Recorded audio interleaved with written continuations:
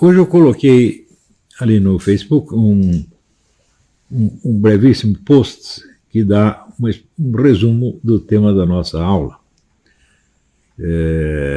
E ali eu digo mais ou menos o seguinte, que toda a ideia da cultura moderna ela é baseada num contrassenso, num absurdo. E esse absurdo é o seguinte, primeiro que o valor mais celebrado da modernidade é justamente a liberdade da consciência individual. Isso é mais ou menos universal em todas as democracias modernas. Não só na política, mas também na cultura, tá certo? E as ideologias antagônicas, comunismo, fascismo, etc., se caracterizam justamente pelo contrário. Porém, ao mesmo tempo,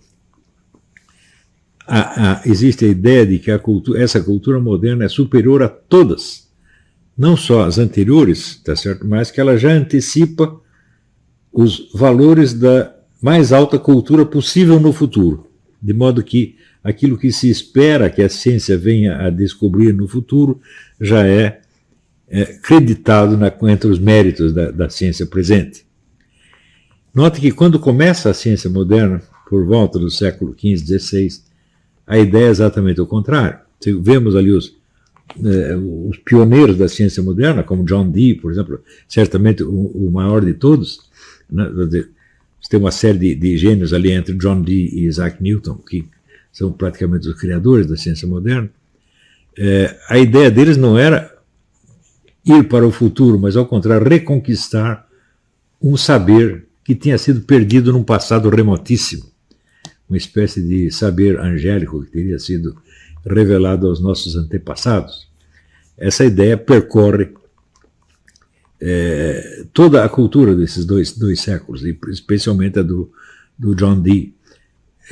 John Dee, com o auxílio de um médium, o vidente amigo dele, de que se comunicava com anjos e que recebia deles mensagens no que teria sido a linguagem primitiva da humanidade, a linguagem do Éden. Né?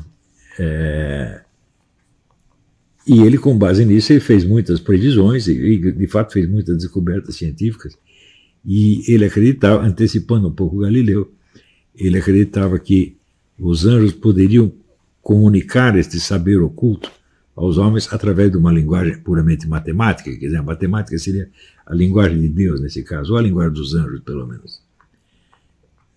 No curso dos séculos, à medida que a cultura moderna vai se afirmando, surge, ao contrário, a ideia da ciência futura, quer dizer, a ciência deve alcançar um patamar de perfeição que nos dará a explicação total do cosmos. Né? Ora, todo mundo sabe que esse patamar não foi alcançado, provavelmente não será jamais. Porém, a cultura presente, como ela já representa o valor dessa ciência futura, ela já se apresenta como a cultura superior de todas, muito superior a todas do passado. Tá certo? Mas essa superioridade é baseada numa comparação. Por exemplo, se da ciência passada, visada por John Dee e outros, nós temos vários indícios bastante eloquentes. Se você pegar, por exemplo, né, o templo de Luxor, né, estudado por aquele arqueólogo polonês, Svaldo de Lubitsch, no livro Le Temple de l'Homme, um livro em 3 volumes, um clássico, né? Você vê ali que os egípcios tinham uma ciência que ultrapassa até a nossa compreensão de hoje.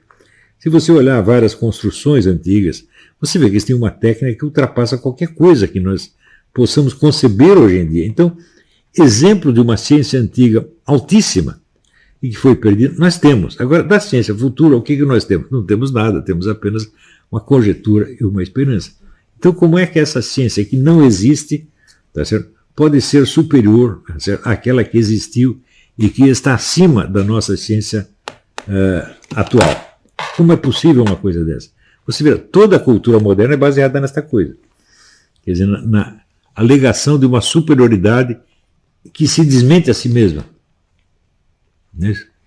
Também, não só a relação da ciência com o tempo é aí uma relação paradoxal e absurda, mas a relação dela com a liberdade de consciência. Porque se a ciência moderna é o ápice do conhecimento humano, tá certo? E quem quer que se ponha contra ela em qualquer aspecto é um marginal, um louco, não é isso? Alguém que deve ser expelido da comunidade humana. Então isso quer dizer que a liberdade da consciência individual fica abolida pela mesma cultura que a proclama. Ou seja, ninguém pode ter uma atitude crítica perante a cultura do presente. Ela é proibida. Quer dizer, essa cultura que afirma o valor supremo da consciência individual, no mesmo instante afirma o seu valor supremo que não pode ser contestado pela consciência individual. Se você pensar bem, todos os dramas da modernidade estão contidos nisso aqui, todos eles derivam deste absurdo. Você vê aqui a presunção da classe acadêmica científica hoje é demencial, é realmente demente, se você olhar sobre esse aspecto. Quer dizer, se vocês são tão superiores assim, então, por favor, me expliquem a ciência egípcia, né?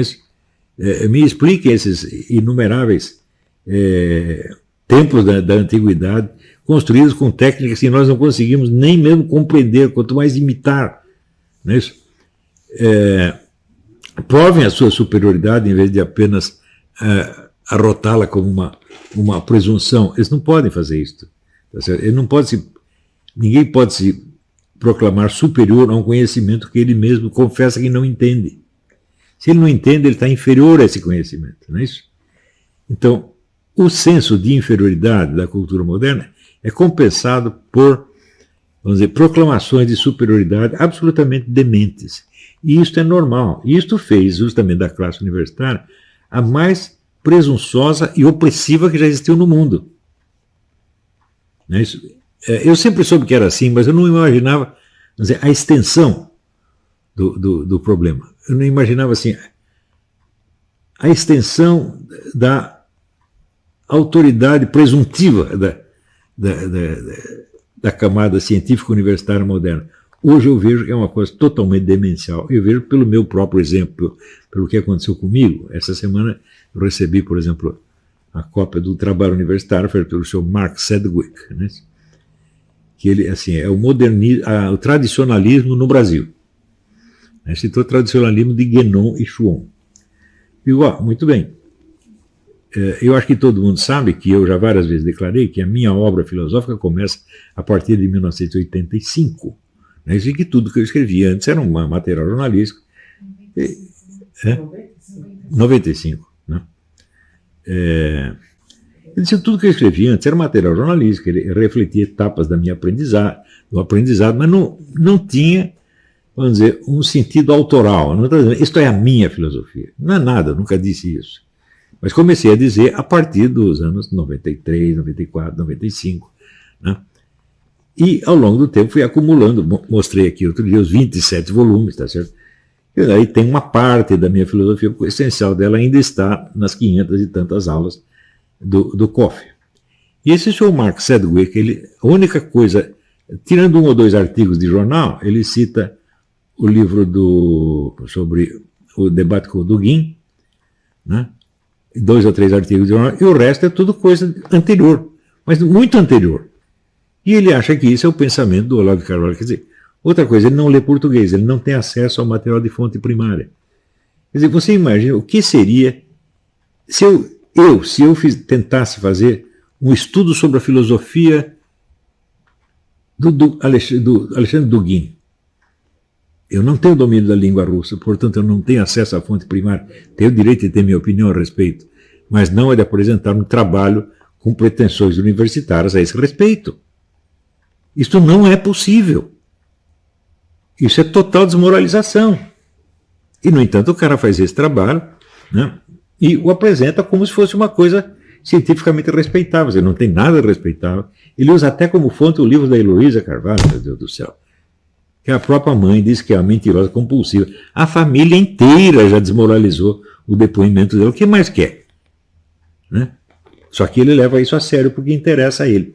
Então, o que é esse seu Mark Sedgwick? É um farsante. Ele se finge de intelectual universitário, mas ele não tem nível para isto. Ele nem sabe o que é ser um intelectual universitário.